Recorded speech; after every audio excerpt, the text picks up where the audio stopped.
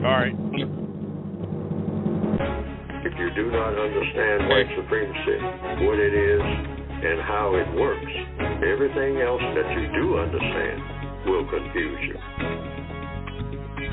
In all of these 9 areas of activity, economics, education, entertainment, labor, law, politics, religion, sex, and war. Anywhere on the planet, minute by minute, day by day, all of the time, all of the time, all of the time.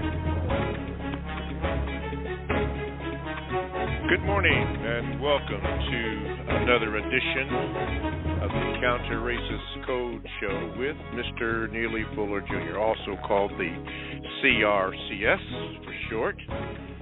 And we are live on the air this day, Tuesday, the 6th of April, 2021. Mr. Fuller's on the air.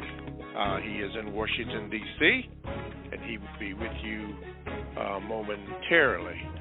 The numbers to call to get in contact with this show is 516-453-9921, and be sure to depress the number 1 button, and you will get in line for the call, and then you may answer your questions. Keep in mind, if I cue you in, you can be heard. So you don't have to ask, can I be heard? You can be heard. And if you can't, then I would let you know, so you don't have to do that. That way Mr. Fuller can get right to your questions. If you would like to Gmail me, you can at the numeral 7, Mr. Bobby, BOBBY, @gmail.com. And you will get in rotation on that. You can also get into the chat room, as a few people have already got into the chat room, so we thank you for that. That fills up quite a bit. Okay, I think that's all the house cleaning that I have to do. Keep in mind this also, that all the materials that you will need for this program can be obtained by going to producejustice.com. That is producejustice.com. And all the information that you would need concerning this show and anything else, books, upcoming shows, there are also past shows on there. And if Mr. Fuller is going to be on the Carl Nelson show on WOR Radio, 1450 on the AM dial, he will also let us know when they tell him. And if he tells me before time, then I will let you know so that you can tune in. That way everything is where it should be. Okay, I think that's all. I'm sorry? WOL. Yeah, WOL. Yeah, WOL Radio, the Carl Nelson Show. And when he gets the information, then he will give that to me, and then I will relay that to you. Okay, let's start off today's show. And, of course, when I do that, guess what? My screen goes blank. But anyway, let's start off with today's show. From last week, a caller, Mr. Fuller, you had said something about what you eat. And somebody wrote in, Derek wrote in and said this. Derek, yeah, this is what he said. He said, a few weeks ago, a caller asked Mr. Fuller foods he eats. Mr. Fuller responded, vegetable soup and lots of beans. I found a brochure reprinted by the National Cancer Institutes and Centers for Disease Control and Prevention. Mr. Fuller was absolutely correct about his food choices, and I just want to thank him for sharing that wisdom. Stay safe. Derek G., he's also from Washington, D.C., the DMV, which stands for the District of Columbia, Maryland, and Virginia. So, Mr. Fuller, he just wanted to give you thanks for that. And do you eat that almost every day or some combination of that or what? Well, I do. Just about every other day for sure. beans with a combination of spinach cooked, because there's been some recent talk about spinach being having some type of poison in it. And so if you cook it, though, that, whatever that problem is, it kind of goes away. Spinach and lettuce of some types, romaine lettuce. There's been some talk about leafy vegetables having some type of poison that comes from the soil that has to do with the way people handle it and all of that. I don't know all the details, but they said if you cook it, it should be safe, particularly spinach. So you put your spinach and your beans, and you make soup. And spinach, if you boil it with the soup, just boil it slightly. The spinach and soup, and the beans and cauliflower, mixed vegetables of different types that you get in a bag. Sometimes you can get it goes into the microwave, steam. That's the way I do it sometimes. And then dump it into a pot. And you got a variety of soup with a lot of vegetables in it. Grape tomatoes, and you don't want to put too many items in there, but have just about everything you can think of that's supposed to be healthy in the vegetable line. Mm-hmm. And that's what I do. And just put it in there, and with plenty of chicken broth and water or vegetable broth, and I just try it, and it's tasty, and I eat it. I think the lunch wagon should come up with soups, particularly in the wintertime. Mm-hmm. You might add some noodles and maybe slice up some roasted chicken, put that in there too. They say, well, wow, it looks like you're going way beyond soup. You're going to have something else now if you keep putting stuff in there. But it doesn't work out that way. It seems that way it might. If you put a lot of items in there, which I do. And but it's very tasty. Okay. Do you eat any breads or anything like that? I kind of stay away from breads. I do. Okay. But if I use bread at all, it'll be wheat bread. But I've been advised that you don't necessarily need a lot of bread. Bread, you kind of stay away from it because it's not the healthiest of foods. Bread really isn't. Okay. It may be, but people have always depended on bread down to the ages. That's what they say, your daily bread. That's even biblical. Mm-hmm. But the way they make bread, that's what it comes down to. What bread is really healthy? I'd have to find that out myself. If there are any breads that are put out that are super healthy, that are really going to give you energy and nutrition, rather than just fill you up and weight you down, which is what a lot of artificial foods do. Mm-hmm. They just fill you up and weight you down. They don't give you any energy at all. The more you eat, the less energy you have. And that's not supposed to be with any food. Food is about energy.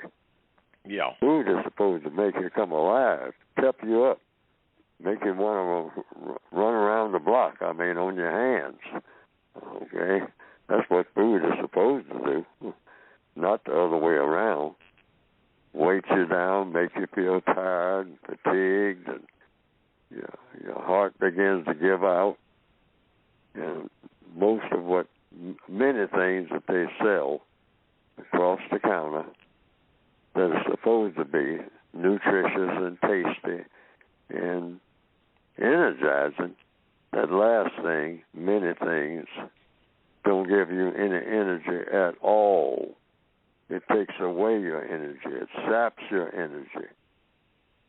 So you blow it up. You look like you're getting stronger, but actually you're getting weaker and fatter. But you're getting weaker and fatter.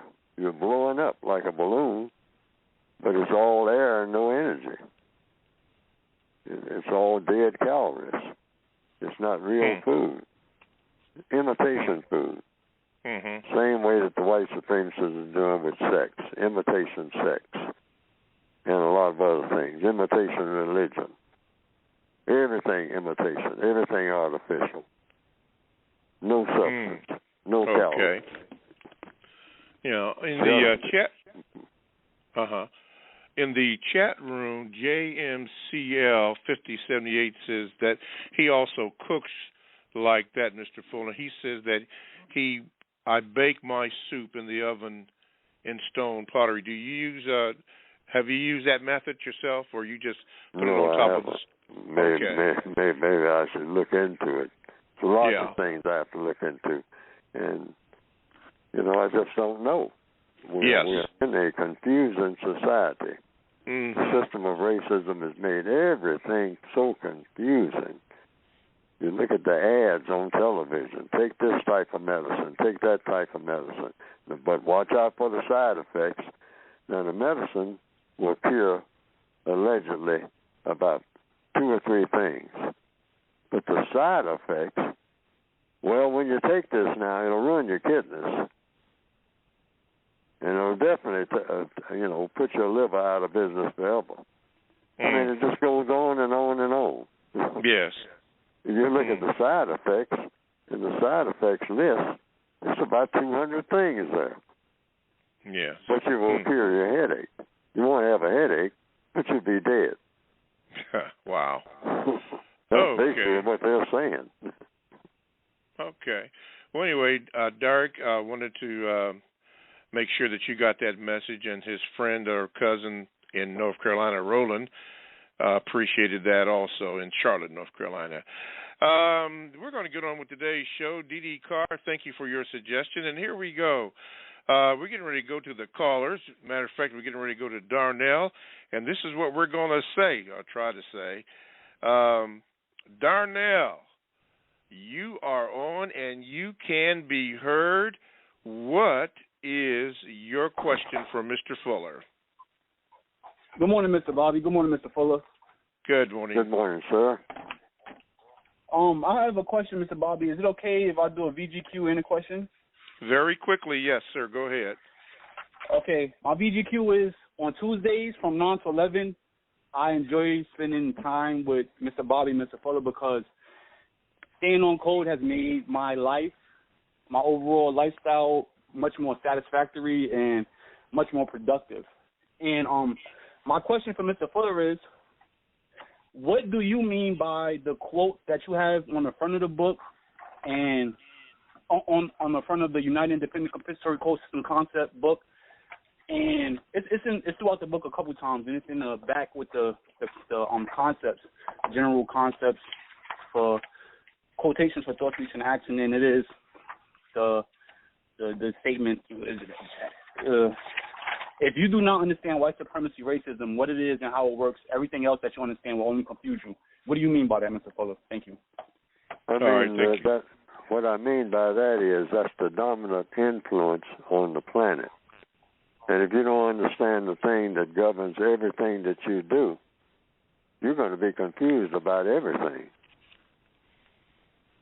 And I'm saying, and it's either true or false, and everybody should always think about that, because I could be making a huge mistake.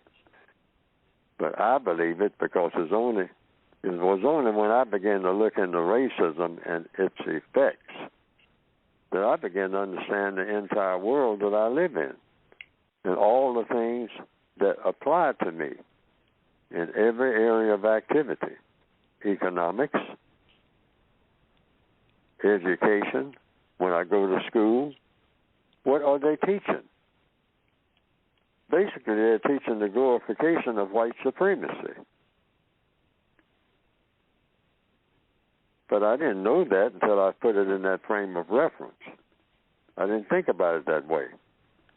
I've said in, history classes, civics classes, political seminars and all that, but I couldn't put it all together if I left out the factor of racism. Because when I started looking at everything being tainted, you might say, and maybe I shouldn't, everything being poisoned, I prefer to use that word, by racism, then everything always came into view. I mean, everything came together real quick. If I always thought of now, okay, I'm in this seminar, and they're talking about religion, or they're talking about sex, or they're talking about war, or they're talking about politics, if I immediately put my mind on, now, everything that they're talking about is going to be within the context of racism. Can't leave out racism. You're talking about labor or law and how the laws are written and what they apply to and who they apply to. You leave out racism, you're going to get confused. If you're talking about labor, you leave out racism, you're going to get confused. If you talk about economics, the use of time and energy, trade laws, money, if you talk about politics, border crossings and all that, you're talking about racism, racism, racism, racism. Everything is drowned in racism. And when I started looking at the entire world like that, everything became easier to figure out. That whatever, if I was just having a conversation with somebody on a bus or whatever the conversation was about, and I left out the factor of racism, I always felt like I should be scratching my head because it's something that doesn't add up here. It's something that I'm not considering that's left out, but I don't know what that something is. And so I start frowning up. You know, I can't quite put my finger on it, but there's something missing in this conversation. But if I throw racism in that mix, then everything came clear. Everything. Just jump right out at you. And that's what I meant by that statement. If you do not understand white supremacy, what it is, and how it works, everything else that you understand will confuse you. Any kind of contract you make, you get ready to buy a house or anything, you leave out racism, you're going to go into a head-scratching mode, meaning when you're scratching your head, it means there's a question somewhere, or a dozen questions, or 10 dozen questions, which means what? Where there's a question, there's what? Confusion. Answers to the questions get rid of confusion. And when you attach racism to every question that has to do with people on planet Earth in 2021, when you attach racism to it, everything comes clear real quick. I mean, it just rushes to the head of the line. Why? Because it's the truth, that's why. Racism affects everything and everybody 24/7. And everything is soaking in this thing called racism in the form of white supremacy, unfortunately. Okay. All right, Darnell, thank you for your call. And I don't have to tell you, but I say this anyway. Don't be a stranger. Okay, Terry, in Pennsylvania, we're getting ready to Pittsburgh, we're getting ready to get you. But Mr. Fuller, I was asked to ask you when you mentioned about spinach.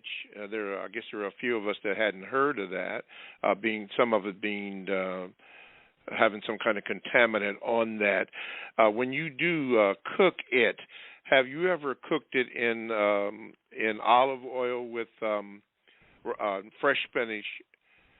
In olive oil and garlic? I put a little bit of olive oil in some soups that I make. Yeah.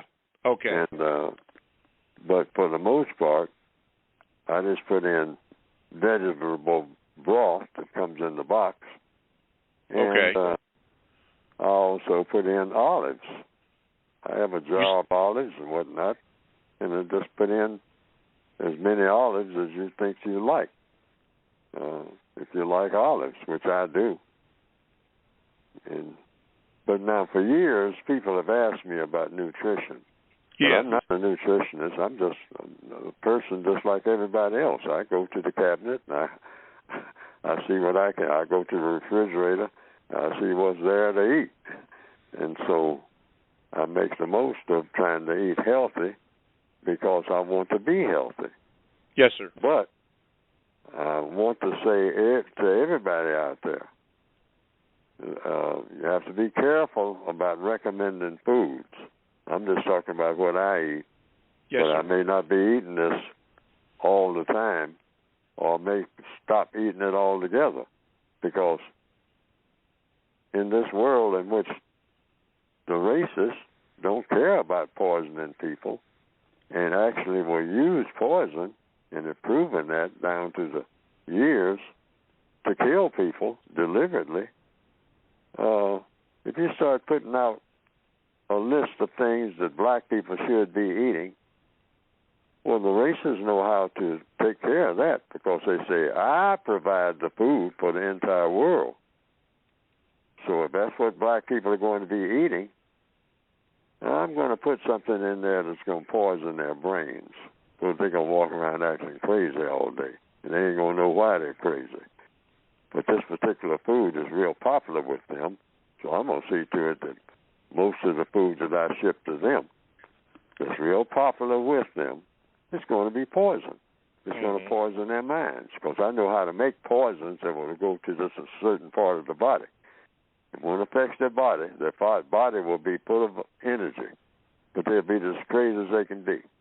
Because when it gets to a certain part of their brain, this particular food is going to poison that part of the brain. Mm-hmm. Okay. So you have to be careful about what you recommend in the system of white supremacy, because if you're black, you're subject to the system of white supremacy. It's not any magic food coming from outer space. You get your food from them, directly or indirectly. All righty. We will move on to Terry from the beautiful city of downtown Pittsburgh. Terry, you are the caller, and you can be heard. What is your question for Mr. Neely Fuller, Jr.? Well, first of all, grand rising to both of you gentlemen, Mr. Fuller and Mr. Bobby. Yes, sir. I just want to state that I'm a therapist calling from beautiful downtown Pittsburgh. That's what I said. Yes. And we had a group, a special interest group, and we were discussing about the racial unrest in this country and around the world, and how we as therapists might best help people who are suffering from it, which is all people of color, but that was the question.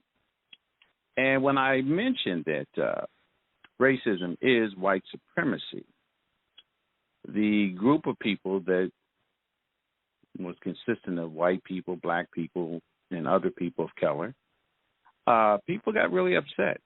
Power dynamic, that, there really is one form of racism, and that's white supremacy, full stop. The therapists of color became a little agitated, and they told me, well, we don't know how to present this to the superiors because that might offend them. How will we present this to the superiors? How can we speak from our own voices? And I asked the question, well, whose voice are you going to speak from? They didn't know what to say. So I'm going to ask you, Mr. Fuller, what might be a good approach to speak to these people who really earnestly want to help other folks that are suffering from this supremacy and causing them a lot of problems? That's my question. Thank you, Terry. Mr. Fuller? I always tell people, when you with white people and black people and you're having meetings talking about problem solving, never bring up race. That might be surprising coming from me, but that's code.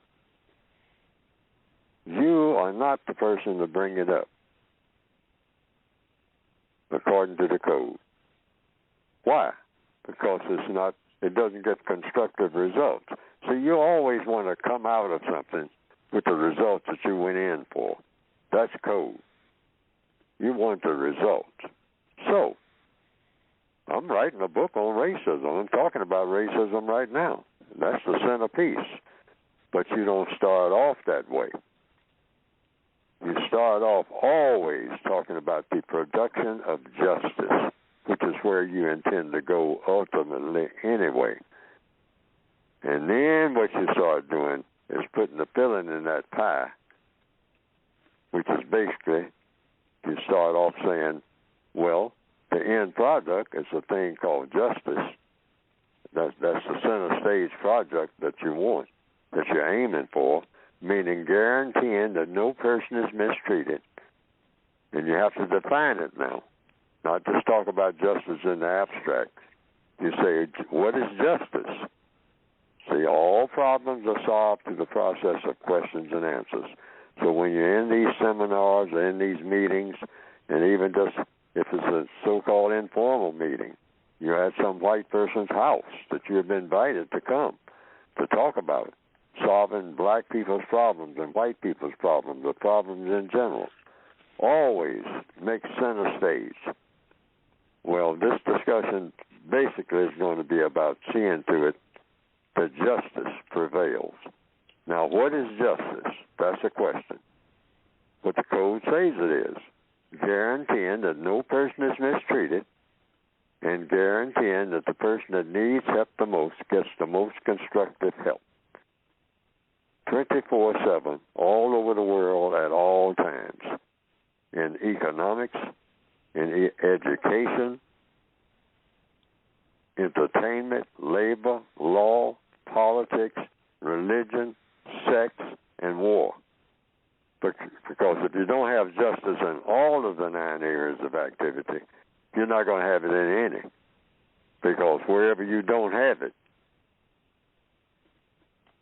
out of that 9 areas, if you're mistreating somebody in one of those areas, or if somebody is not getting the help that they need in one of those areas of the 9, it means that all the rest of them are going to become unraveled anyway. So then you have nothing, which is what you started with, but what? Non-justice. So we're trying to produce a product that's never been produced.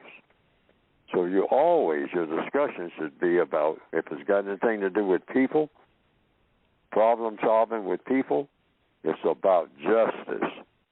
Now, people will say, well, when do you get to talking about racism, since what you're saying, your whole book is about racism?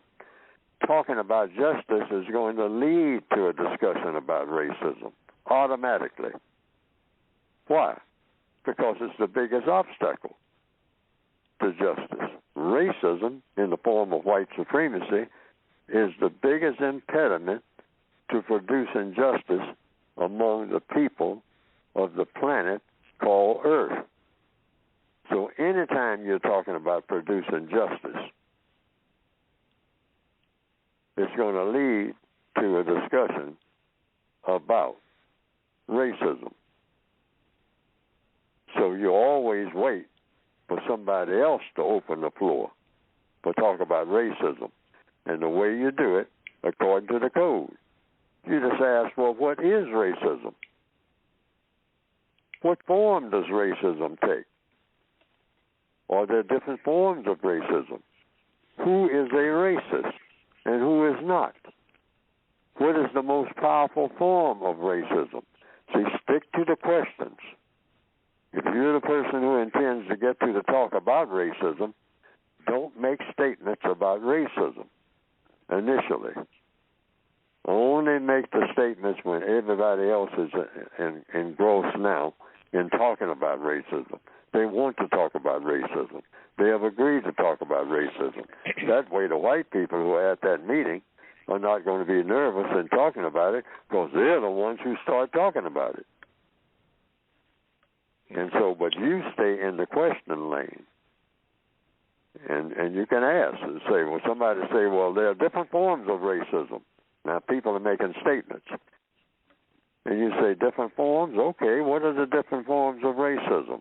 Mr. Halifax, since you made that statement, you stay in the question lane, even though you might have called for the seminar to be given.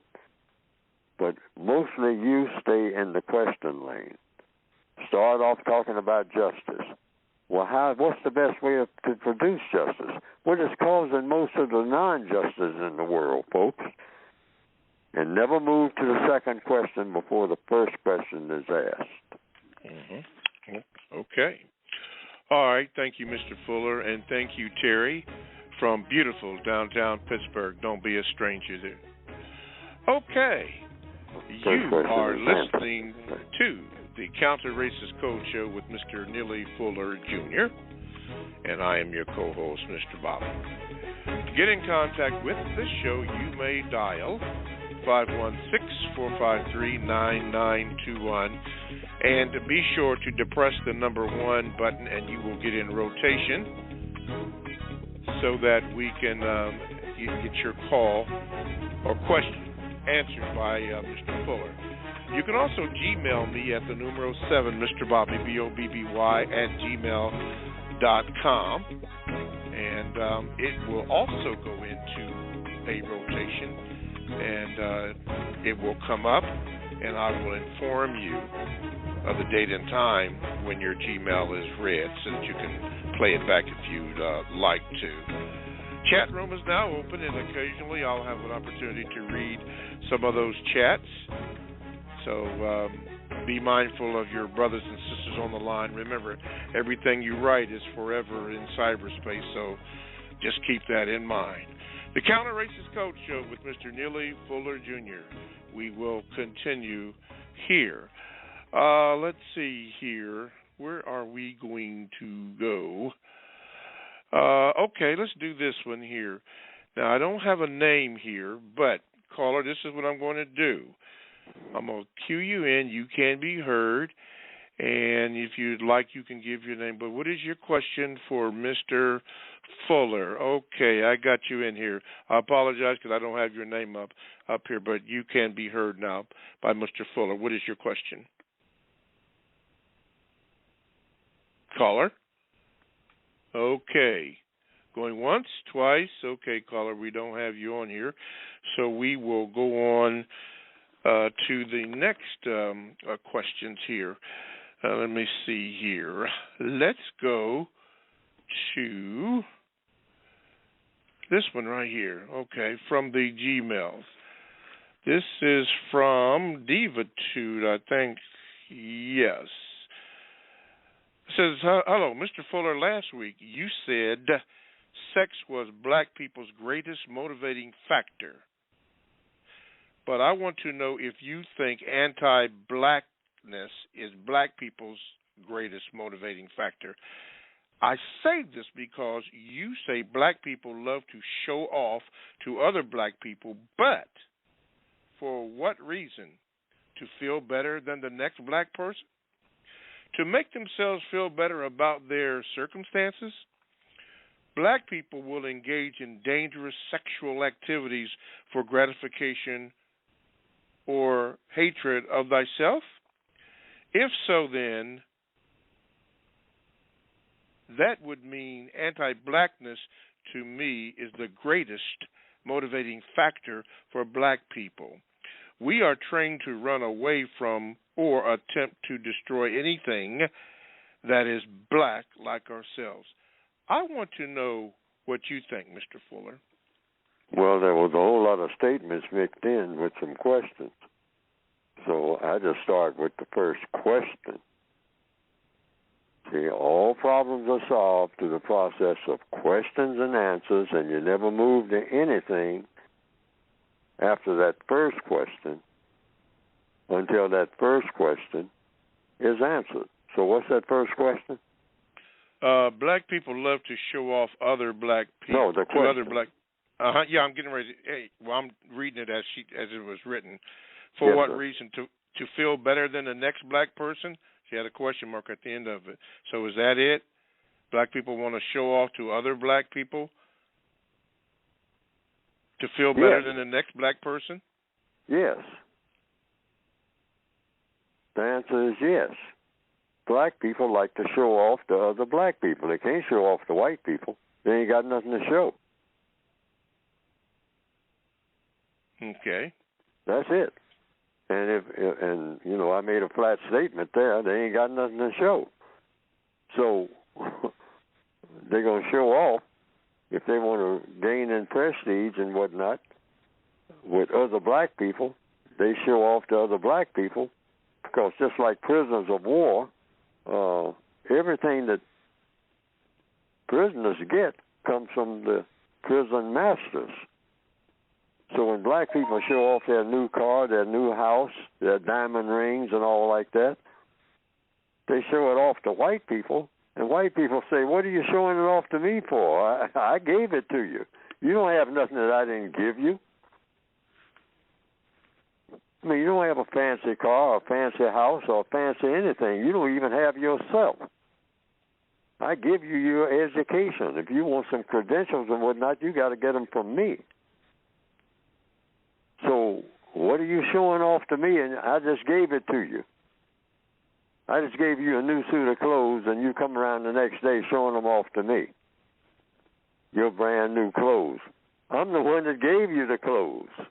You wouldn't have no clothes, Negro, if I didn't give them to you. So you don't have nothing to show off to me. So you go down there in Negro Town and show it off to the people that look like you.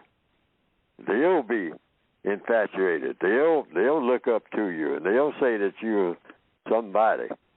You finally arrived and you've been somebody, but you wouldn't be nobody if it wasn't for me, Negro. Get out of my face. I got other things to do, like prepare other stuff that I'm going to give you to show off at a price. So that's what that's about. That's why black people, we on our jobs, we're looking forward to doing what? Going to have a party. Who's going to be at that party? Other black people. And what are you going to do at the party? You're going to show off. Show off your new barbecue pit or something. Something that the white supremacists provided. Show-offism. It's listed in the book, the 4 show-offisms among black people throughout the world. Okay, throughout the world. Okay, then the next question was, black people will engage in dangerous sexual activities for gratification or hatred of thyself. If so, then would that mean that anti-blackness to me is the greatest motivating factor for black people? The greatest motivating factor for black people is white supremacy. So, black people do a lot of things in all areas of activity, not just in sex, but sex is very powerful, so black people show off sexually in every way that they possibly can. This is why the white supremacists are very busy and have been for the last 20 or 25 years, ramping it up, spreading all types of confusion in the area of sex among all of the non-white people of the entire planet. Why? Because they know that sex is very powerful. And if you can manipulate people like you want to manipulate them sexually, it's easy, very easy, to manipulate them in all the other areas of activity, including religion. You can get people to change their religion. If you can manipulate their sexuality, they'll make all kind of modifications in their religion to accommodate what? Their sexual urges. And we see all kinds of signs of that in the newspapers every day, in some of the major religions. I mean, right now, billions of dollars are being parceled out, sometimes quietly, to settle what? Something in the field of law that has to do with religion, that has to do with sex. Sex in the churches. Some people, doing things, that, well, does the religion say that this is great? Does it call for this? And some people who have the religion say, well, no, I don't know about this now. I mean, because after all, we got some underage people here, and we got a lot of people who are religious leaders who are doing some things that, well, we better settle this. I mean, and act like it ain't happening, or pay somebody off, or we better come up with some millions of dollars and whatnot, and and this is very embarrassing, and et cetera, et cetera. See, sex is very powerful. Okay. Sex is very powerful, and it will erupt in places where people don't want it to erupt. Okay. All right, Divitude, thank you for your Gmail question here. Mr. Fuller, before we move on, there's been some reports, I have not seen this, but according to, I guess it's geoengineeringwatch.org, I guess there's some information on the spraying of harmful chemicals to block the sun from shining, or whatever the sun is supposed to do. Have you heard of this? No. Okay. But according to the code, if somebody has heard of it, well, put that information out there, if it's helpful or if it's harmful. Information is power. Mm-hmm. So I've heard. Yeah, it was from someone on the chat room had mentioned that, but gave the address for more information about that, geoengineeringwatch.org. Okay, before we go to John in Houston, Mr. Fuller, let's talk about your book. We've been talking about it all throughout the program so far, but let's give some specifics about your book, the title of it, how we can get it, and so forth. The title of the book is The United Independent Compensatory Code System Concept. Now, that doesn't mean anything until you look into the book and it's explained. And that's not put there just to confuse people. It's put there because that's the title of the book and the subject of the book. And the goal of the book is to employ something called the United Independent Compensatory Code System Concept. That concept is, first of all, it's a concept, meaning it's an idea that, in my opinion, the non-white people of the world should look into as an antidote for the system of white supremacy, which means you can use this concept and have it go from a concept to a practice. You practice the concept, and then you should get the result. And the result should be replacing the system of white supremacy with the system of justice. So the entire textbook is about a textbook workbook for thinking, speaking, and or acting each and every day, wherever you happen to be, if you're a person of color, in such a manner that you bring about the replacement of the system of white supremacy with the system of justice. That's what the book is for.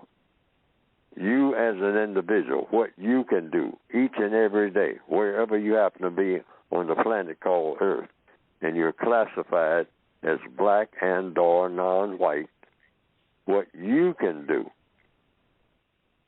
that will maximize your ability, first of all, to minimize the harm that white supremacy does to you as an individual, and help you also to fight and hopefully, the concept says, eliminate the system of white supremacy and replace it with something better.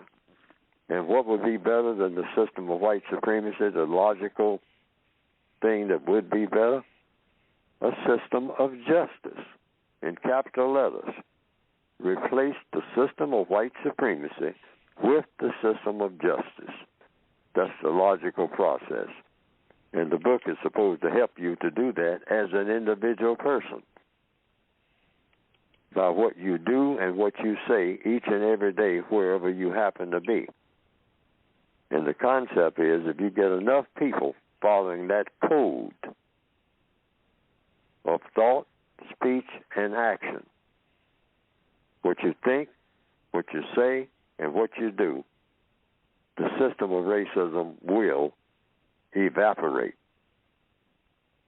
And following through, not just getting rid of racism, lots of things need to be gotten rid of in order to come up with a product called justice. Now, the book is supposed to be designed to help you to do that on a daily basis. And you can get it by going to producejustice.com. Producejustice.com. And there's 2 volumes, basically. Mm-hmm. And one is the general concept and things to do, suggestions about what to do, questions to ask, things to look for. And then there's a word guide, how to use words, what words to ask questions about when other people use them. Because one of the main things in the code book is about asking questions. Why? Because all problems are solved through the process of questions and answers. There's no exception to that. Every problem that's ever been solved was solved through the process of questions and answers. So there's a lot of questions in the book and a lot of conceptual answers. Conceptuals mean ideas for answers. Might not be the answer, but it gives you some ideas about what the answers might be. And if you try them, they might work. And if you try something and it doesn't work, you try it again and it doesn't work, be careful about trying it again. Be careful about trying anything again that doesn't work. Always go for the things that work. But you can get the book, the volumes, by going to producejustice.com. Oh, right. Black people need something that works. Okay. Get rid of all the stuff that's not working, and that's a bunch of stuff that we're doing that is absolutely not working. All right, Mr. Fuller, thank you so much. All right, here's our order tentatively. We'll do John from Houston, and then, let's see, Raymond from Georgia, and then Ferlin Petras. At least that's the order. Hopefully we can get that in. Okay, in the 972, we're going to go to John from Houston. John, you're going to be on with Mr. Fuller, and you can be heard. What is your question? Hello, John? John from Houston going once? Okay. All right. Okay. Hello? Yes, are you there? Yeah, is this John? Yes, sir. This is John. How are you doing? Okay, yeah, okay. You got to get in there before I have to click you off. Go ahead, John. What is your question for Mr. Fuller? Okay, Mr. Fuller, have you ever heard the term white guilt? Yes, sir. Okay, and in my research, I came upon the Crest theory of color confrontation by Dr. Wilson.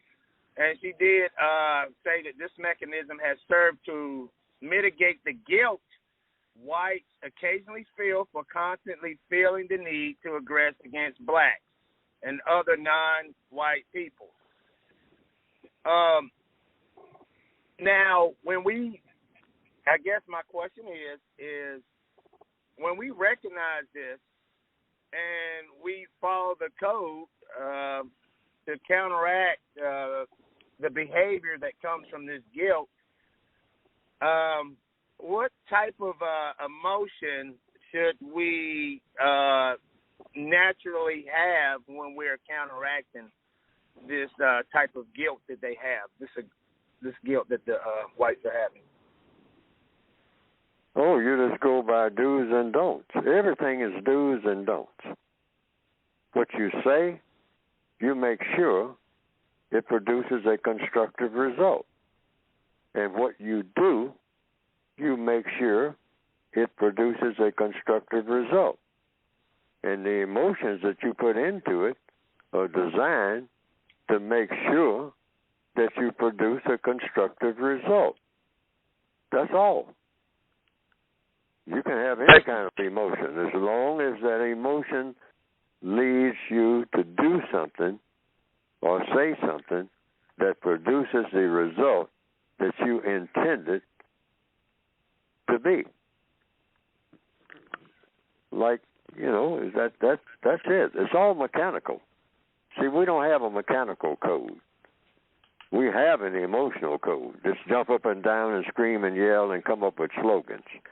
Black people produce a new slogan about every 10 years, maybe 2 or 3. Okay? Slogans are fine. They give you direction. Slogans do serve a purpose. But slogans are like crust on a pie. You got to put filling in the pie. Otherwise, you don't have a pie.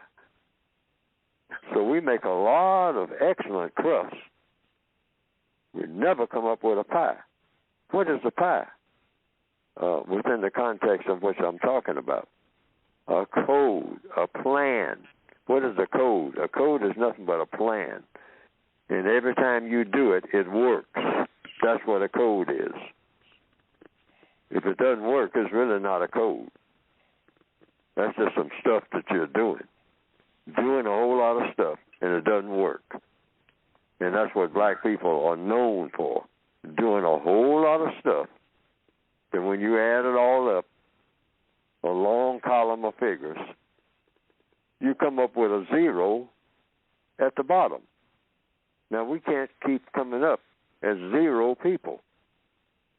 Long column of figures, and after all of those figures that you add up, it always comes out with a big fat 0 when you draw a line and say, now add up that column of figures, and you keep getting zeros. Keep getting zeros. Keep getting zeros. Come up with nothing. Well, what's happening, man? Has been any changes? No. Whole lot happening. That was a saying we came up with years ago. Man, there's a whole lot of happening. There's a whole lot of things happening, but ain't nothing changed. And that's why black people, we're losing our minds because we don't have a code. The white supremacists have a code for everything. I mean the exact code. They know exactly what to say and exactly what to do in every circumstance because they have a code for it. Black people haven't even attempted to make a code. We just jump up and down and run around in circles and scream and yell and call that. Well, we're doing something. We're doing something about solving the problem. Yeah, you're jumping up and down and screaming and yelling and trying to come up with a new slogan every now and then to make you feel good. But nothing changes. There's a reason why nothing changes. You don't have a code. That's why. What does a code do? It produces results. Hopefully, results that you were looking for, like justice. Mm-hmm. Okay. All righty. Thank you, Mr. Fuller. Thank you. That was one John from Houston, but let's go to, I think we said Raymond. Raymond, and we're getting ready to cue you in, and you can be heard. What is your question for Mr. Fuller? Raymond from Georgia. Good morning.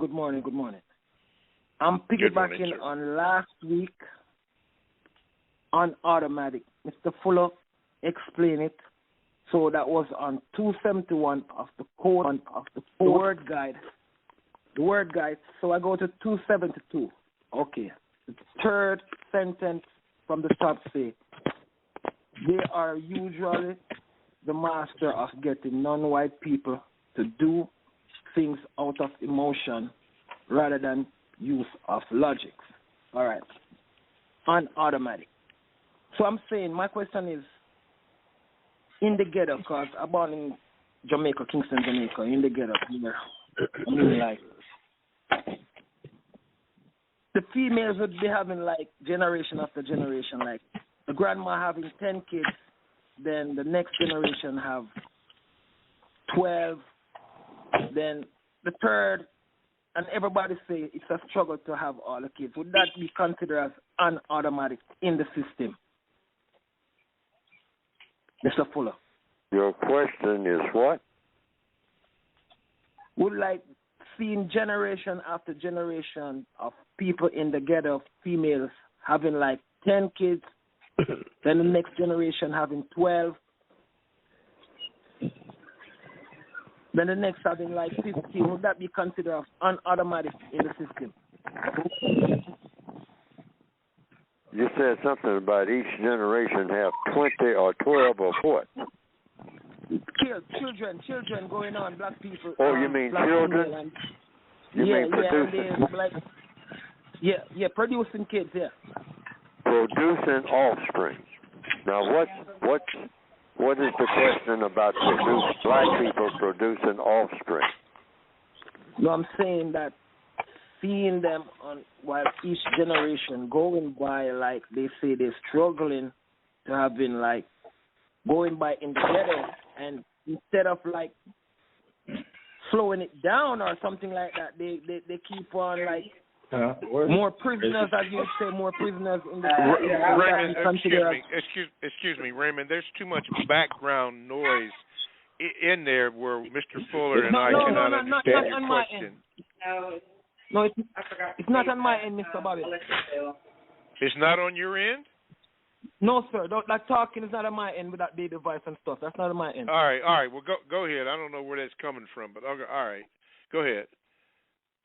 Oh, I'm saying that in the system of racism, like when in the ghetto where people be saying it's hard, no water and stuff, I mean to see generation after generation having more and more, like, you know, and everybody be saying it's still struggling. Is that considered as unautomatic in the system of white supremacy? Yes, you're saying we're producing offspring, and so we have to spend all of our time trying to just feed the offspring, and we don't have time to think about anything else. Is that what you're saying? Yeah. Yes. Yeah, basically. So therefore, you have to be a little bit careful about, as best you can, about the production of offspring and trying to see ahead of how many offspring you're going to have and whether or not you can provide for them. Now, this has always been a problem and will continue to be, because the white supremacists, they control everything about what's going to be available to the offspring in the form of how many can you send to school, what school. The white supremacists dominate all the schools that matter, okay? And so they know all about population control. So we just do the best we can with that and try to always see to it. And for sure, every female has to understand she's not going to get very much help from anybody when it comes to having offspring. Now, that should be rooted in every female's mind, period. You are not going to get very much help, particularly from what's supposed to be the father of your offspring. Mm-hmm. Get that out of your head. I mean, keep it in mind that you're on your own. Okay. There's no such thing as a black father in the system of white supremacy. Every black female on the planet has to realize that. I apologize, Mr. Fuller. I apologize, Raymond, but we have to conclude the first hour. Thank you for your call. Don't be a stranger. Okay, for everybody else who has to go, that has been the first hour of the Counter Racist Code Show, the CRCS, here on Blog Talk Radio and also on ProduceJustice.com. We thank you for all your all your calls and your Gmails and your participation in the show. We look forward to hearing from you next week. If you are going to stay, good. We have a second hour of the Counter Racist Code Show with Mr. Neely Fuller Jr. So stay tuned for that. And that show will commence in about 7 seconds from now.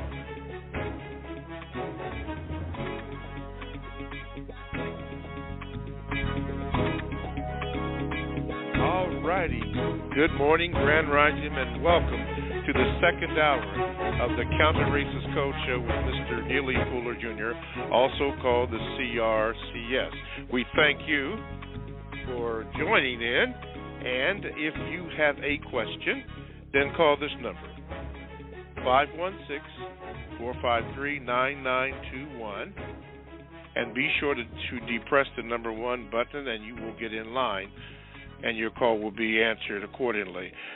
You can also Gmail me, as Victor Palmer did and a few others, at the numero 7, Mr. Bobby, BOBBY, at gmail.com. And it probably will not be read today, but when it is, I will inform you of the date and the time that your Gmail will be read. I would ask, ma'am, I would ask, sir, that when you do call, or even when you write me, please make it short and concise so that Mr. Fuller can answer the question in a timely manner and give you an opportunity to fully understand the question as well as the other listeners.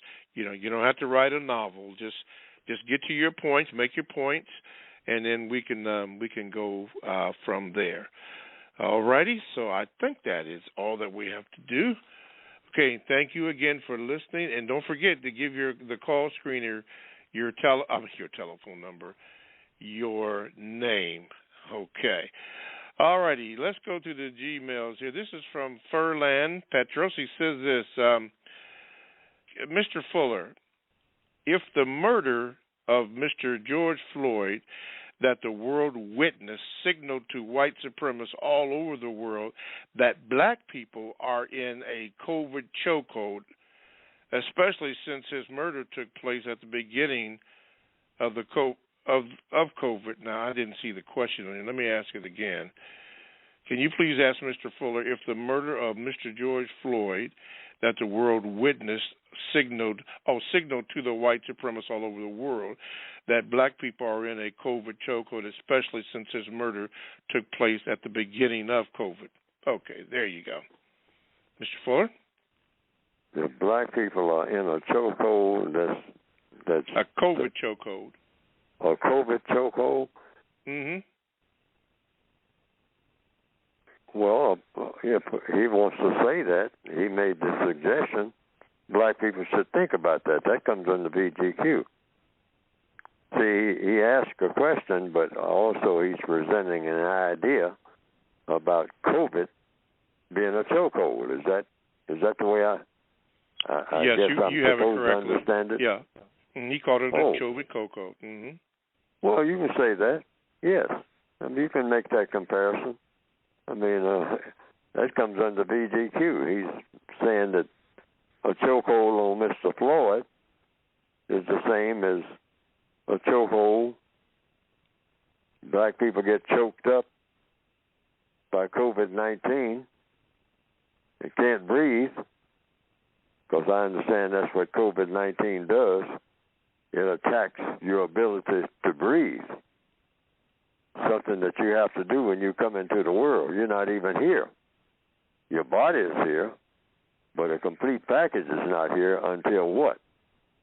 The doctor says the child is breathing. So now the child is what? They have a word for it. You're born. You're not really born until you're breathing. The child is now breathing. We thought the child was going to be what they call, I guess the word is stillborn, meaning the child isn't breathing. We got the child's body, It came out of the body of the female, and we have it here. We got it. We're looking at it. But the child is not breathing. So the child is not born yet. It's when that first breath goes into the child and comes out. In, out. Inhale, exhale. Now the child is born. Otherwise, what we have here is just a lump of flesh. So a person can say, we're talking about breathing here. Mr. Floyd, I can't breathe. I can't breathe. The chokehold, choking off. What are you choking? You're choking off air. Air is very important to the body. When the body doesn't have air, you just got a body there. But you don't have a person, as you say. The person is, they pronounce, the person is what? You got a word for it. Gone. No longer here.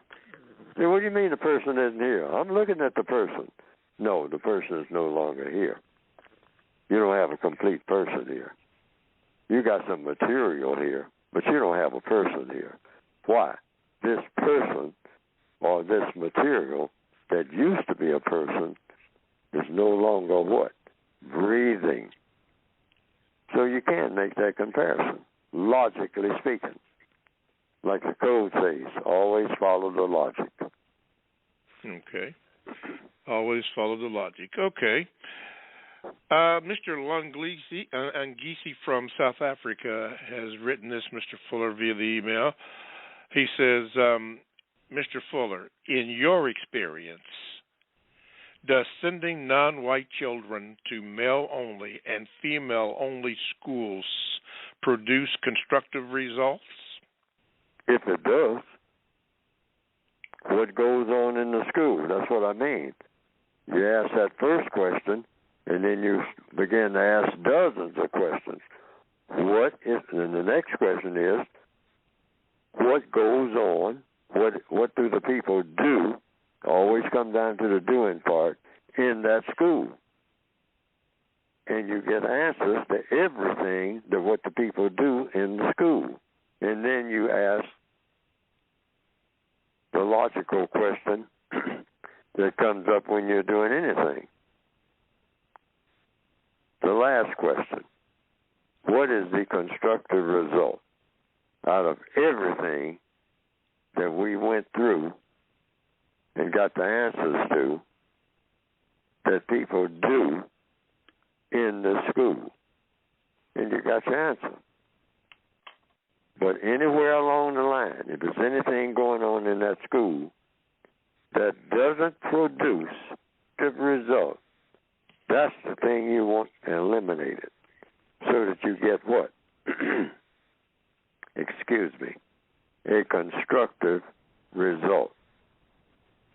Because everything that black people are supposed to be doing now, going to a school, having a party, going to visit someone, going on a job, doing anything, taking a trip, what's going to be the constructive result? Underline constructive. You're going to have a result, all right. That's for sure. But is the result going to be constructive?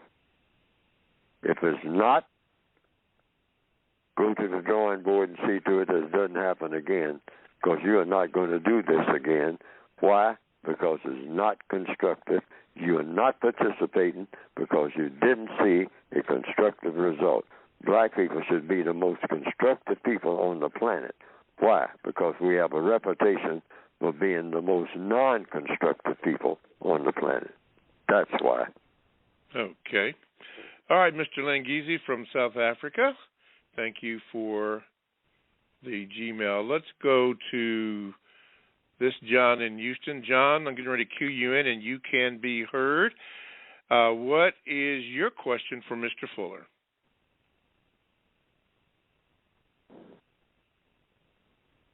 What is your question for Mr. Fuller, John? Okay, moving on here.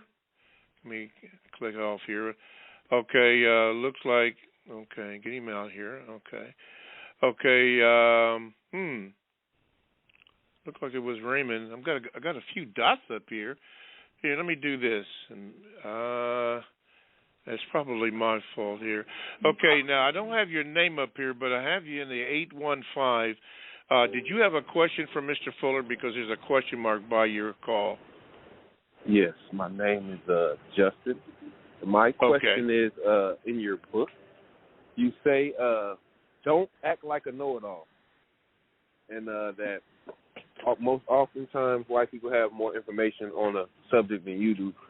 And I find that even if you have, like, good ideas or good opinions, they don't respect it. They got to hear it from another white person in order to even respect or take that into an account. So what is your question? Can you just elaborate on why we shouldn't act like we know everything, or even if we do have good information on the subject, we should always stay silent and let them talk? Oh, yes. What it is, if you have constructive information, and when anybody talks to anybody, black people talking to black people talking to white people, you're always looking for just one thing, constructive results. Otherwise, it's best not to say nothing. That's a constructive result when there's nothing constructive to say. But if you have anything constructive to say, you say it. And you don't pay any attention to the emotions or anything like that.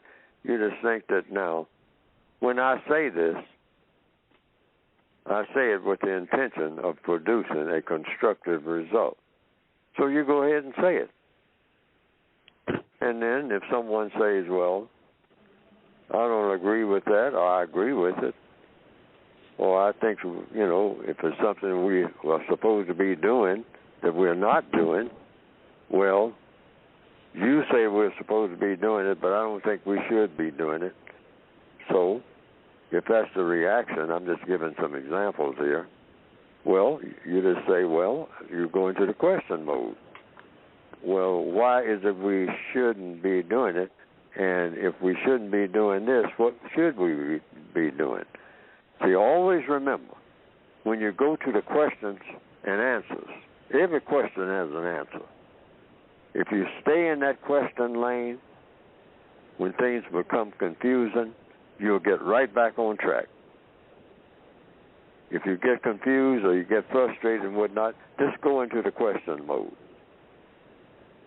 When someone is acting like they don't want to give you any credibility for what you're saying, credibility meaning they don't believe that what you're saying amounts to anything, then you ask a question. All right, sir, what do you say is the best thing to do about this problem that we're talking about? And don't help with the answer. Once you ask a question, put that question mark behind it.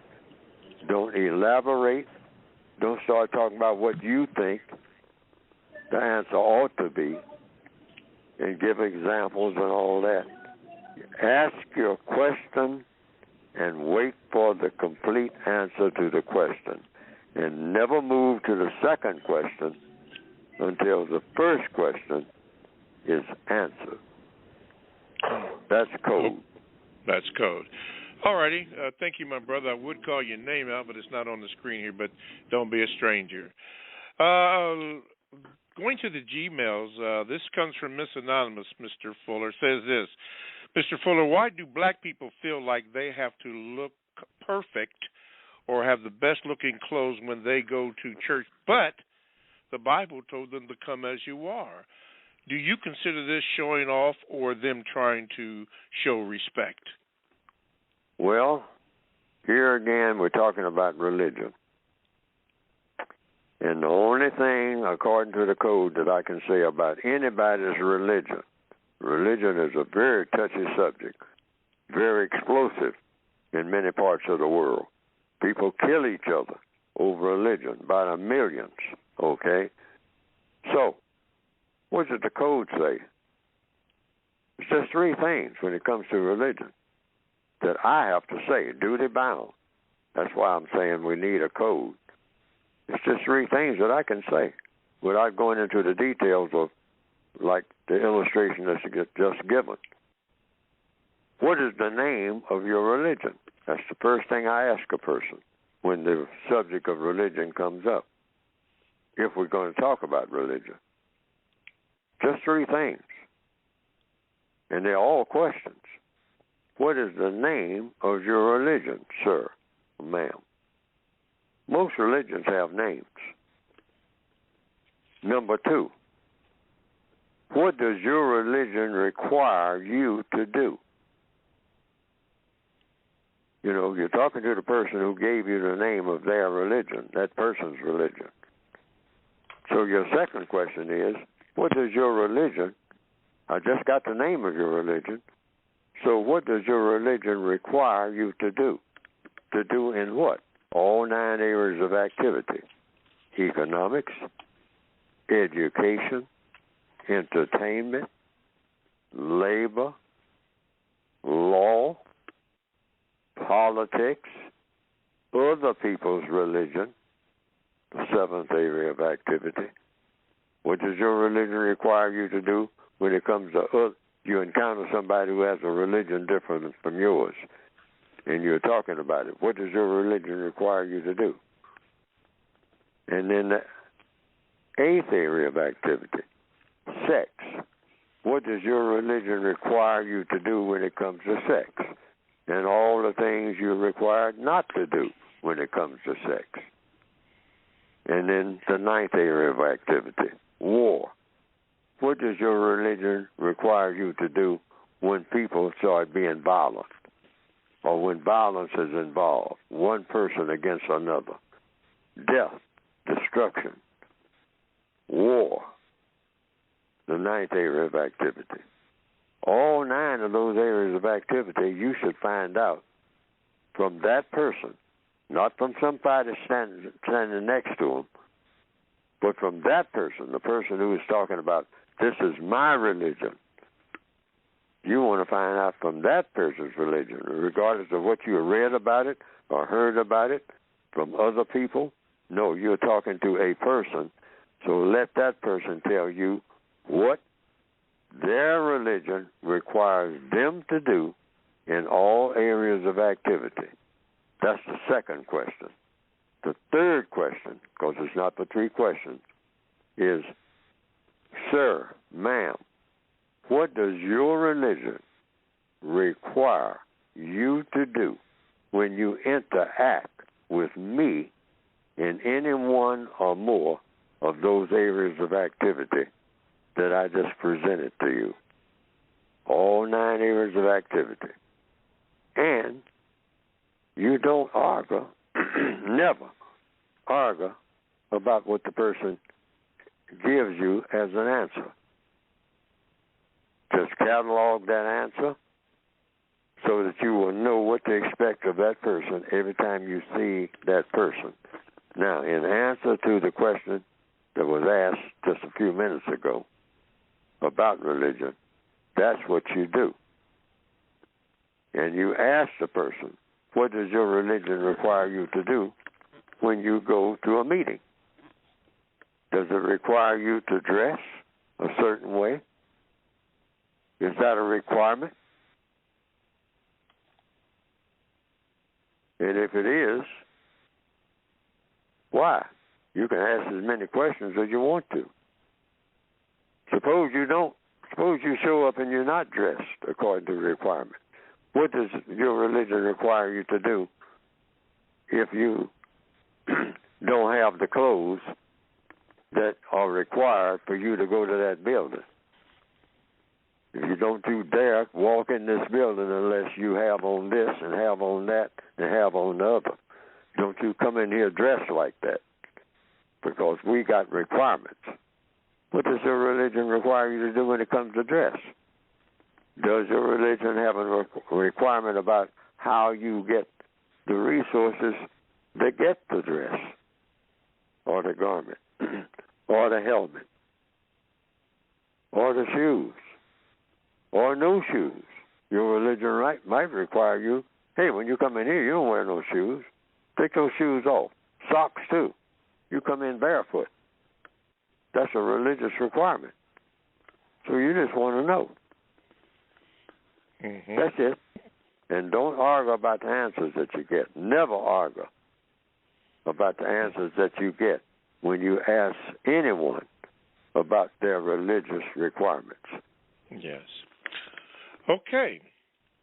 There you have it there, Miss Anonymous. Let's see here. Whoop, I had it right up in here before we go to the phone lines. Let's do this. This comes from Mr.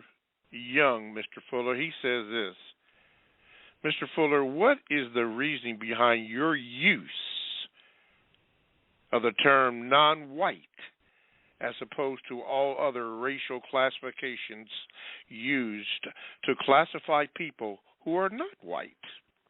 Because in the system of white supremacy, it's just three basic classifications, regardless of what the white supremacists say. And they say a lot of things about racial classifications. They come up with all kind of racial classifications that you probably haven't heard of. I hear them every now and then. There's a race called Pacific Islander. I got no idea what a person who is a Pacific Islander looks like. Yes. You know, I would not bet money if you pointed out a person walking down the street, and I would not bet any of my money that I know what that person, whether or not that person is a Pacific Islander. I'm looking at the person, and a person says, Fuller, for $10,000, tell me if that person is or is not a Pacific Islander. Pacific Islander? I look at the person and be able to tell whether or not that person is a quote-unquote Pacific Islander. Then they got another category. In answer to the question now, other race, some other race. Now let's say that I'm an officer of the law, and I say, I want a description of the person that just robbed that drugstore. All right, I'm driving my squad car. I'm looking for a person that just robbed the drugstore. 2 people got killed. The person that owns the drugstore and his wife were gunned down. And the person is running down the street. They say he had a yellow shirt. Okay, that's one description. You know, that I pick up in a frenzy.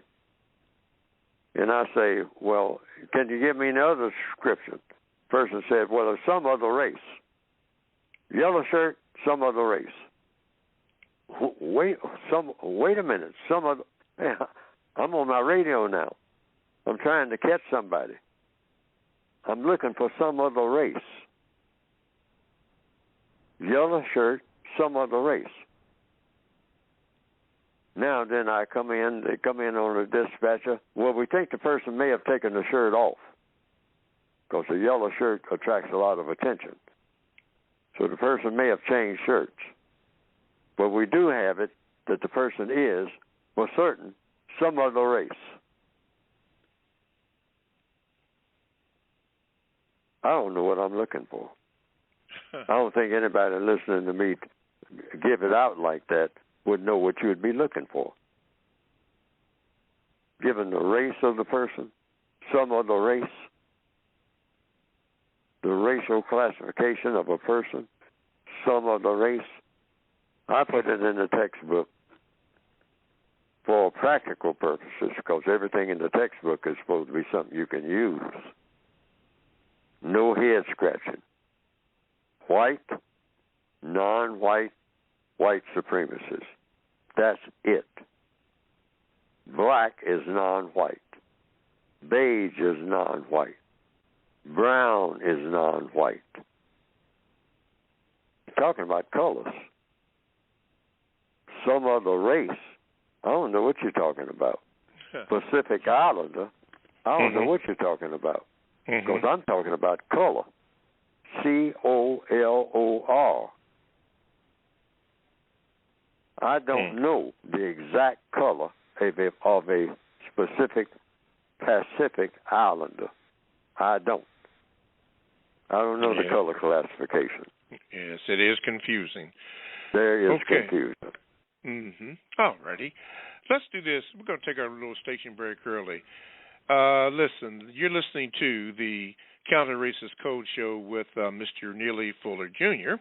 And if you just tuned in and you'd like to get involved with the show, you can call this number, 516-453-9921. Let me say that again, 516-453-9921. Or you can Gmail me. Gmail me at the numeral 7, Mr. Bobby, BOBBY, at gmail.com. The chat room is now open. You can put forth some chats if you want to.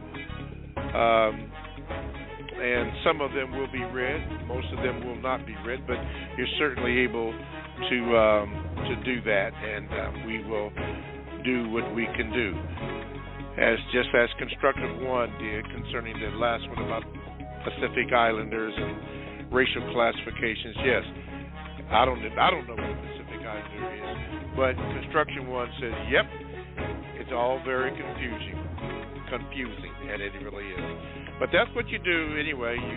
If you want to get in contact with the show, and then if you do, make sure that you depress the number 1 button if you call in, and that will move you in line so that your question can be addressed.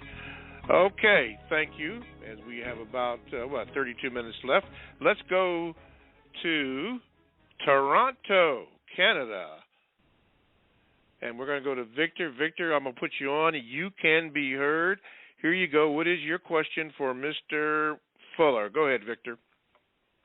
Oh, hi, Mr. Bobby, and hi, Mr. Fuller. Good morning, sir. Good morning, sir. Yes, sir. Yes, Mr. Fuller, you said over the years that, I think let me just read my question. Why is trying to feel good in a terrible situation a form of insanity? Because it is. Why? Because you're not supposed to feel, quote, unquote, good about a bad situation. Feelings serve a purpose. So if people are being harmed and you're feeling good about it, that's a bad situation. Why feel good about a bad situation? Very simple. Feelings are supposed to, they serve a purpose. So you are supposed to feel that a so-called bad situation is supposed to be made into what? A good situation. Because people are supposed to be producing constructive results in every move that they make. So feelings do serve a purpose. Feelings, if you feel pain, that's to alert you. That's like a fire bell going off. You feel pain in your fingers. That's to alert you that something is incorrect about your body. After you come into the world, you will have certain feelings that go with being in the world. Sadness, loneliness, physical pain, mental pain, all types of pains. I don't know how many pains there are, but it's a limited number of pains, and all of them serve a purpose. And the purpose is to alert you that something is in error. Okay. A burn feels different from something else, from a stab wound. It's pretty close to it, but it's not quite the same. So you treat a burn differently from the way you treat a stab wound. And so these are things that you find out by people being stabbed, or animals, creatures, or being burned. And you learn by trial and error what to do about it to get rid of the pain. Because the pain is like a fire bell. It's alerting you something is not the way it ought to be. That's what pain is about. And so you shouldn't feel it's something in error in your thinking when you are joyful about pain.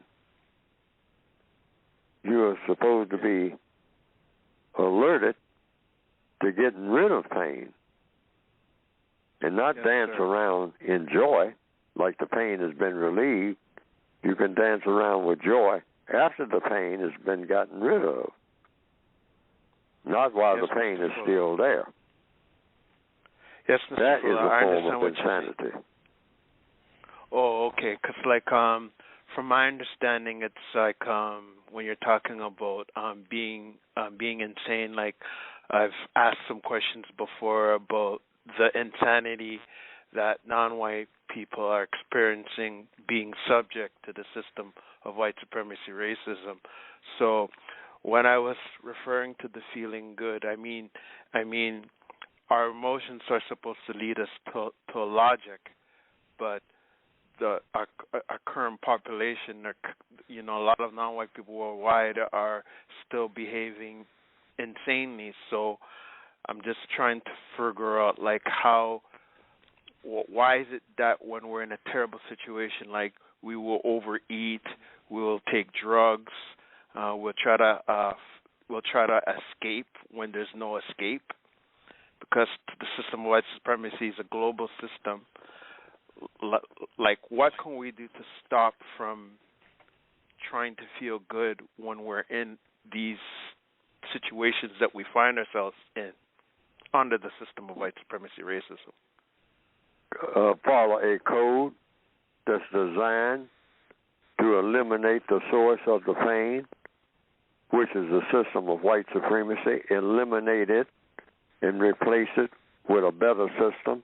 And logically speaking, that better system would be the system of justice, which means guaranteeing that no person is mistreated and guaranteeing that the person that needs help the most gets the most constructive help. Those two elements would make up the system of justice.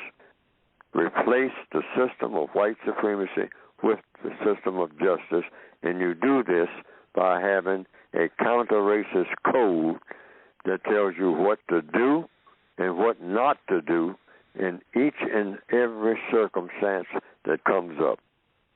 That's the key. That's what I've tried to present with the textbook for victims of white supremacy that people can get by going to producejustice.com. You get rid of the pain. The white supremacist system is an insane system. And I want to emphasize this while we're talking about insanity. There's no such thing as mental health. There is no such thing as mental health. You're being mentally healthy in the system of white supremacy. It's impossible. It can't be done. Why? Logically speaking, because the system of racism itself is an insane system. Insanity meaning what? Out of balance with what should be. What should be is a system of justice. You can't have justice and white supremacy in the same universe at the same time. It is absolutely impossible, which means everybody in the system of white supremacy, white people and non-white people, are just as crazy as we can be.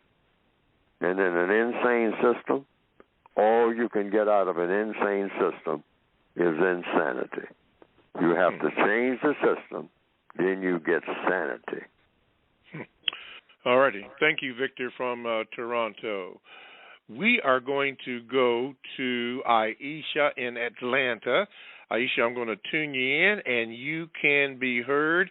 So what is your question for Mr. Fuller? Hello, Mr. Bobby and Mr. Fuller. My question is, you stated that the female is on her own should she become pregnant, which I'm aware of. But my question is, what is the point of becoming involved in an attempting relationship if the female may become pregnant and she's on her own? Is it constructive to attempt a relationship and or bring a child into the world knowing the black female cannot depend on the black male? She's got to think of herself as being the whole world that's going to have a baby. In other words, you're the only person in the world, and you're going to have a baby. That's the way you look at it. You're the only person in the world. But for some mysterious reason, you became pregnant and had a child. Your duty is to look out for that child. Because the black male can't look out for himself. You start leaning on him, you're leaning on something that's going to fall. Because he's absolutely dependent on the white supremacists, racist man and racist woman. And they know that they're not going to give him adequate support. And if he doesn't have adequate support, you're not going to have it. So you figure that right from the beginning. I'm going to have a baby, and I'm in this world alone with this baby. And that's the way you should look at yourself. That's the way every black female on the planet, right this minute, within the sound of my voice, should look at herself. These offspring that I have, I can't depend on that black guy in the next room or standing next to me or sitting next to me and who took all these vows and whatnot and who's doing the best he can. I still can't depend on him. Why? Because I can't depend on the white supremacists to look out for him. So how is he going to look out for me? Every black female should have that in mind all the time. How is that black male going to look out for me when he's falling apart himself? Because the white supremacists are going to put pressure on his neck and take all the breath out of him. I can't depend on him. He's going to be running around here doing all kind of stupid stuff like gangbanging because he's raised to do that by the white supremacists. So he ain't going to be around no way. I'm going to be talking to him. So would it be even constructive to even attempt a relationship? Yes, ma'am. Go ahead. What's the question? I'm sorry. I didn't mean to interrupt you. So would it even be constructive to even attempt the relationship? Yes, because you don't have any choice other than to pair off with another female, which is exactly what the black supremacists want black females to do now. This black male is absolutely no good. He done filled me up with all these babies, and now he done took off and making babies somewhere else. I'm sick of it. That's what my mother did. That's what my grandmother did. I ain't making that mistake. Now, a lot of black females are saying that because that is a mistake. If you think that he can give you any support at all, because even when he can give you support, he's most likely not to, because the white supremacist got it set up in his mind that he's supposed to be a man by running all over the neighborhood, killing people, and proving that he's a man by doing destructive things, snorting drugs and bringing drugs to you, and even letting the offspring that you're going to have be introduced to it, and all this kind of nonsense. You see all of that. You've been through it. You've seen the people that came before you go through it. Half, if not more, than the people you're associated with who are female. That's what they go through, generation after generation. So you say enough already. So just make up your mind. This baby that I'm going to have, it's not my mama's, not my grandmother's. Grandmother's system is dead. grandmothers used to live in little shacks out by the track that when you got in a pinch, you could take that baby to grandmother. Grandmothers now are in the same shape that their daughters are in and granddaughters are in. They're in bad shape. They can't take care of nothing. And the male that gave you those babies, he can't take care of nothing. He walks around with his shirt off and his chest all stuck out, talking about, I'm a man. Not when the white supremacists come around. He ain't nothing, and he knows it. Knee on his neck. What you going to be is a corpse. You get in some white people's space with that man stuff. That man stuff goes over well in the ghetto. You step 1 foot out of that ghetto, and everybody who is supposed to be all so tough, all these black males out here all over the world, you get in the racist man's face with that ghetto stuff. And I have to say it like that. I have to emphasize it like that. Yeah. Because it's a black male. The black female cannot depend on us. Me, Neely Fuller, you can't depend on me. I am a dependent. I'm a prisoner of war. White people tell me what to do and what I better not do. White people decide how much money I'm going to have and how much money I'm not going to have. They decide my fate every day. White supremacists. Mm-hmm. And you have to realize that as a black female. Every black female has to realize it. You are by yourself. So you better figure out how do you make it on your own, by yourself, in this world. And you cannot depend on that black male for nothing. And the white supremacists, you can depend on them, but at a price. Thank you, yeah, Mr. the white Fuller. man is standing there waiting, saying, now I can take care of you, but it's going to be on my terms. And you know what that means. Thank you. Thank you, Mr. Fuller. Thank you, Aisha. And do not be a stranger. Let's go to Stan in Pennsylvania. Stan, I'm going to click you on, and you can be heard. There you go, Stan. Go ahead with your question for Mr. Fuller. Yes, good morning. I think that previous caller was a good bridge to my question. The question I have, or the first I'd like to make a statement, and then I'll go to the question. I'm going to make it very brief, is that I have a good friend of mine that's about your age, Mr. Fuller. He's approaching 90 years old, and he was involved in the civil rights movement, and he got some really good things done. But I talked to him and also other older people, and they can have very good advice like you have. But sometimes I'll say, well, you know, can I send you this DVD about something?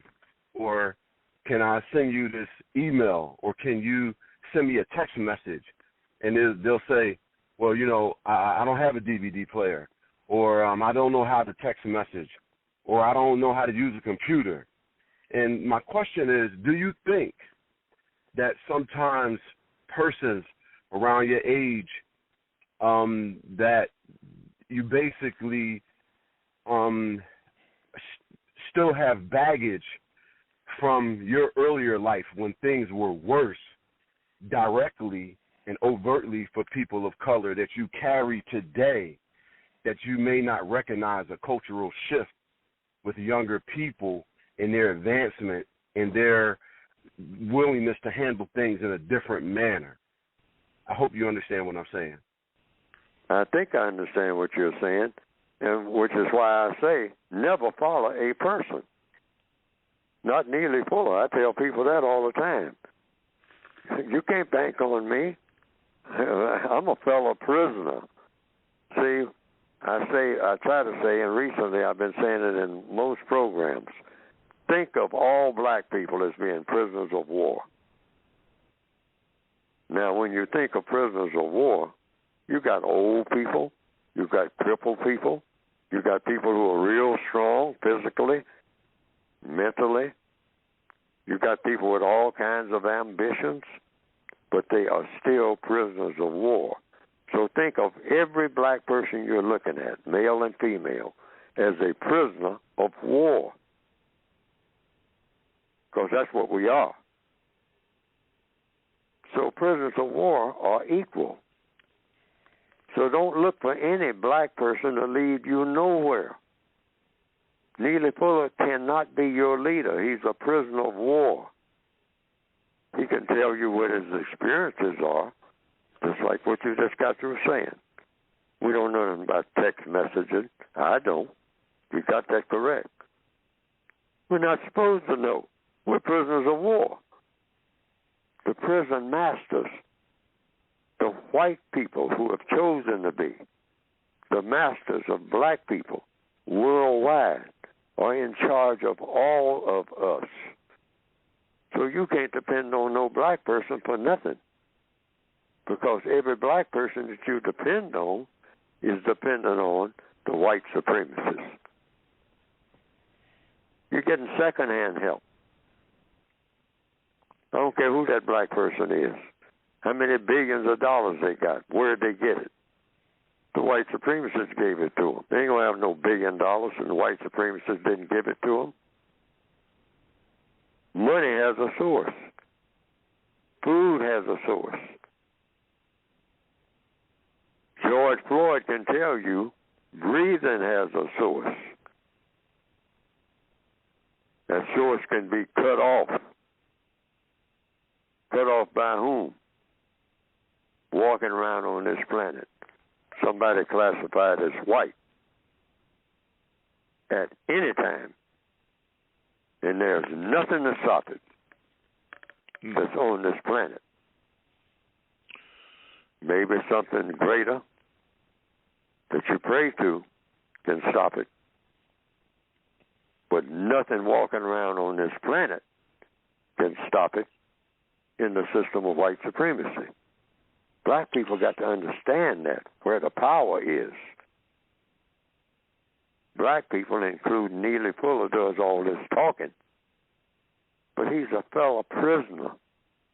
Don't rely on him. Rely on logic. I keep using the movie Shawshank Redemption, because it's a movie about a prison. If you understand that movie, you understand black people's plight. Mm-hmm. But you can substitute the main character in there, who is white, for a black person, and just say, what did that white person, the star of the movie, Andy Dufresne, what did he do? He relied on logic.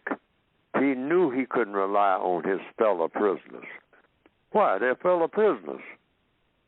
They ain't got no power, even those that look like they had some. Like the little gangs they had and all like that. They weren't the ultimate power. The ultimate power was with the prison masters.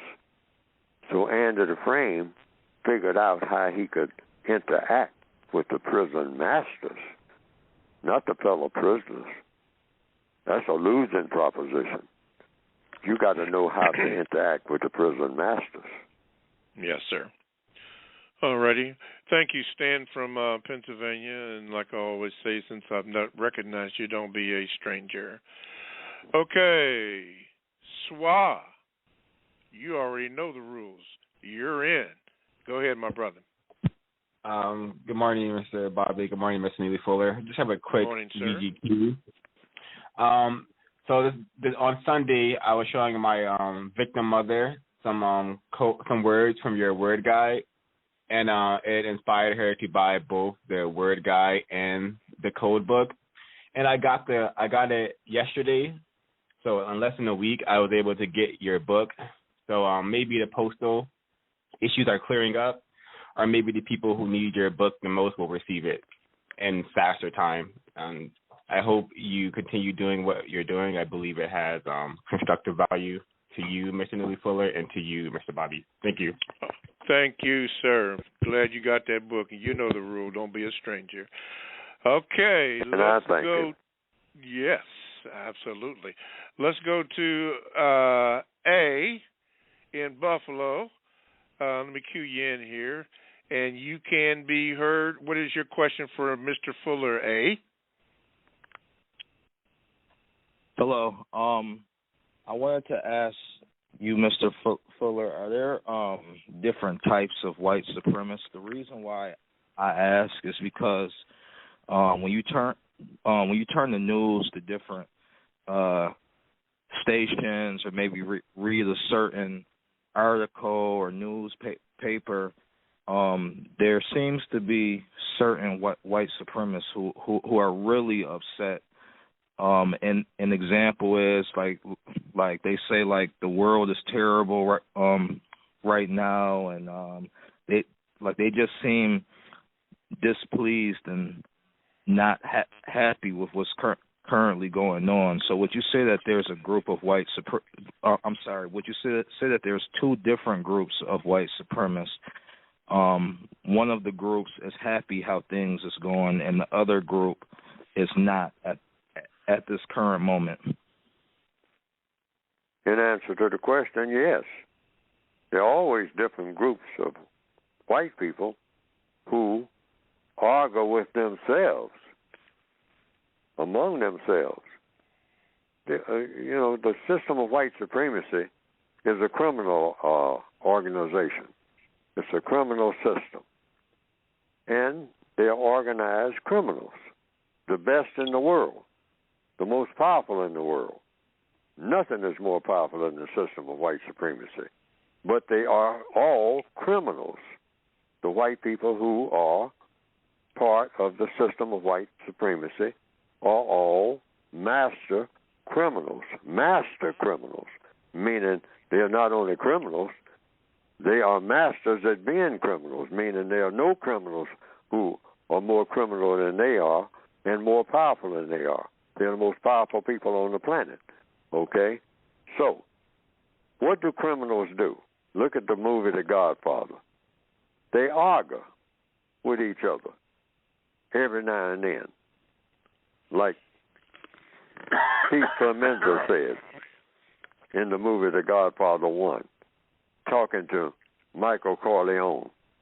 Michael Corleone, going to be in the family business, which is a criminal business, and you can just compare that with white supremacy, a criminal business. Said, how bad is it going to be, Pete? He said, pretty damn bad.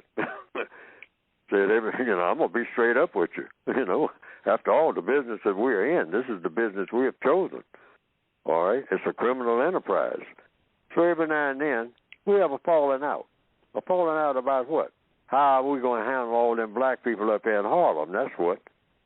And we fall out among ourselves about, what we're going to do with them. I mean, how we're going to handle the numbers business, which is what we're in.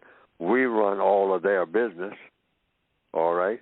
But every now and then, we have a falling out about how we're going to go about doing it. They ain't going to get nothing out of it but a bunch of misery. I mean, spending their little paychecks on the numbers and whatnot, hoping that they're going to win some kind of, they ain't going to win nothing because we're going to take most of all of it, okay? We'll give them just a little bit every now and then to make them think that they're going to get rich. They ain't going to never get rich. We're going to get rich. But we're having a falling out among ourselves, and we have to do this every 10 or 15 years. It's been 10 years since the last one, Michael, But, hey, we got to kill a few people, a few of our own people, hey, whip them in line, and then it all settles down, 10, 15 years. Then we go back and do the same thing again. Sometimes we call it a civil war, okay? Sometimes we just call it a war. This war that's coming up.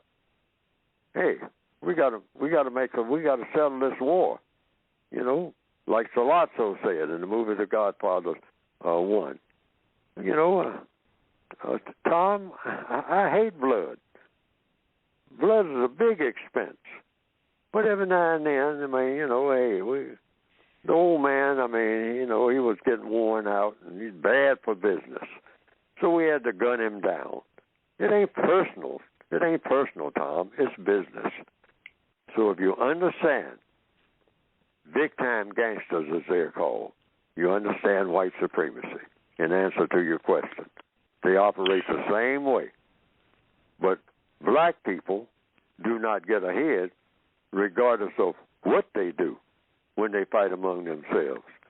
They call these wars, they call it, so-called civil war. There ain't no such thing as a war that's civil. And there's no such thing as a civilized war, all right? But they got all kind of little cute phrases for all this damage that's being done. People die. That's a terrible thing. Blow up people, blow up the babies, burn villages and burn up all the babies that's in a little hut somewhere. Got to do it every now and then. Good for business. It ain't personal. All righty. Got to leave it there for this week. Thank you, A, from Buffalo. Thank you, and do not be a stranger. Mr. Fuller, we have 3 minutes to go on this show, so I'm going to give you those 3 minutes to speak about your book, and then I'm going to close it out with the thank yous. Go ahead, Mr. Fuller. The book, like one of the callers called in just a few minutes ago and said he had somebody else. He kept trying to tell people about the book and what's in the book, and a lot of things he was saying to them they didn't understand. You just had endless arguments. It seems like that's what he was saying. So he just had them get their own book. And you can get the book by going to producejustice.com. And the caller said that somebody read the word guide and found out, hey, if I use these words the way that the book says I should use them, I can get something done. And I can clear up some problems that I have. And that's the message that I'm receiving. And other people have told me that. So by getting the book is supposed to be problem solving for you. And you can get it by going to producejustice.com. If you're a person of color, the book is supposed to help you as an individual. Not what you call just collectively. It's supposed to help you as an individual in whatever you're doing. Do whatever you're doing in a way that works best for you. That's what the book is designed to do. Go to it, get it by going to producejustice.com. All right, for Mr. people of color. Good job. Before we go, we'd like to say thank you to all the callers, all the Gmailers. Thank you, Dee Dee, for the suggestion. Jane Lance and Barbara Jones, thank you. Brian, thank you. Mr. Fuller, before we go, real quick question. Kelvin Dubose asked this. Besides being unable to solve the race problem, do you have any regrets? No, I don't have any regrets at all because I'm put here to do the best I can. So I don't regret doing what I'm assigned to do, and that's to solve problems. Every person that's born, according to the code, is put here being born for a reason, and that's to solve problems in the most constructive manner. Once I figured out what I was supposed to be doing, I just do the best I can. That's why I use the movie Casablanca as a guide.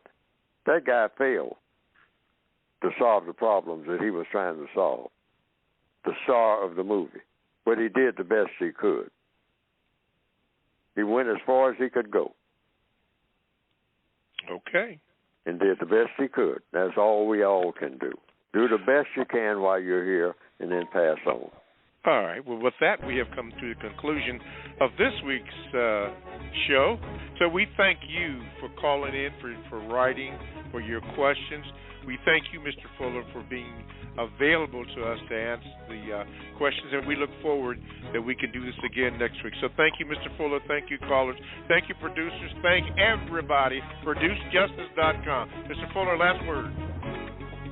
ProduceJustice.com. All righty. Thank you, and we'll see you next week. Thank you. Yes, sir. Thank you.